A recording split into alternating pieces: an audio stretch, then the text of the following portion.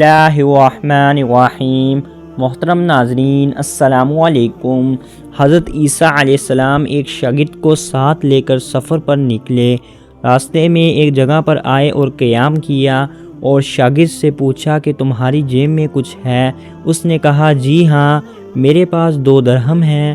آپ علیہ السلام نے اپنی جیب سے 1 درہم نکال کر اسے دیا اور فرمایا یہ 3 درہم ہو جائیں گے، قریب ہی آبادی ہے، وہاں سے 3 درہموں کی روٹیاں لے آؤ۔ وہ روٹیاں لینے گیا۔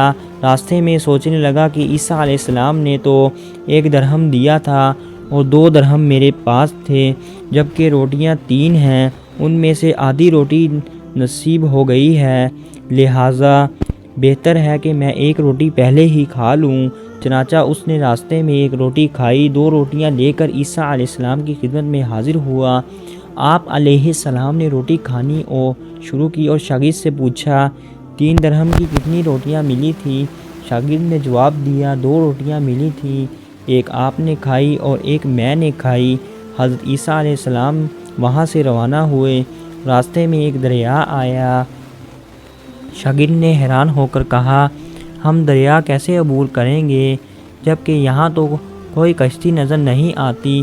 حضرت عیسیٰ علیہ السلام نے فرمایا گھبراؤ مت، آگے چلو گے تو میری ابا کا دامن تھام کر میرے پیچھے چلتے آؤ، اور خدا نے چاہا تو ہم دریا پار کر لیں گے۔ چنانچہ جناب حضرت عیسیٰ علیہ السلام نے دریا میں قدم رکھا اور شاگرد نے بھی ان کا دامن تھام لیا۔ بزدل خدا آپ علیہ السلام نے دریا کو عبور کیا، ان کے پاؤں تک بھی گیلے نہ ہوئے۔ شاگرد نے یہ معجزہ دیکھ کر کہا میری ہزاروں جانیں آپ علیہ السلام پر قربان، آپ جیسا صاحب اعجاز نبی آپ سے پہلے کوئی مبعوث ہی نہیں ہوا۔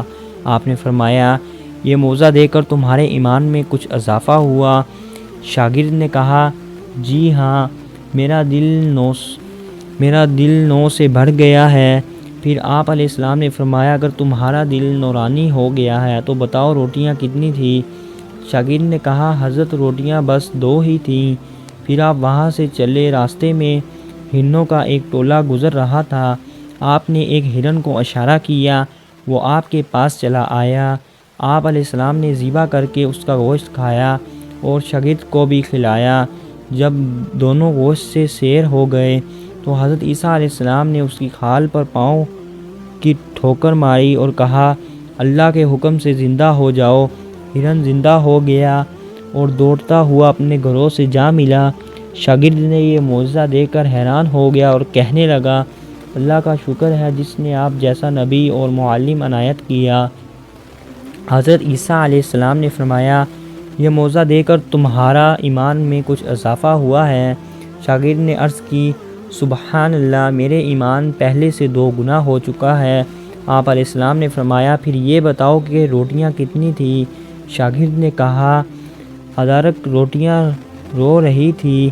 راستہ چلتے گیا اور ایک پہاڑ کے قریب کی 3 اینٹیں پڑی ہوئی تھی۔ آپ نے فرمایا 1 اینٹ تیری اور 1 اینٹ میری، تیسری اینٹ اس کی ہے جس نے تیسری روٹی کھائی۔ یہ سن کر شاگرد نے شرمندگی سے جواب دیا حضرت تیسری روٹی میں نے کھائی تھی۔ حضرت عیسیٰ علیہ السلام نے شاگرد کو چھوڑ دیا اور فرمایا 3 اینٹیں تم لے جاؤ۔ یہ کہہ کر کہ حضرت عیسیٰ علیہ السلام روانہ ہو گئے اور وہ شخص اینٹوں کے قریب بیٹھا سوچتا رہا کہ اب ان کو گھر کیسے لے جائے۔ اسی اثناء میں 3 ڈاکو وہاں سے گزرے۔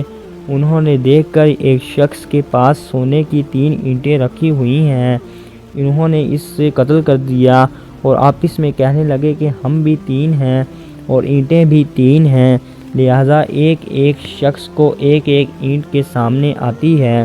اتفاق سے وہ بھوکے تھے، انہوں نے ایک ساتھی کو پیسے دیے، کہا شہر کے قریب ہے تو وہاں سے روٹیاں لاؤ، اس کے بعد ہم اپنا حصہ جدا کریں گے۔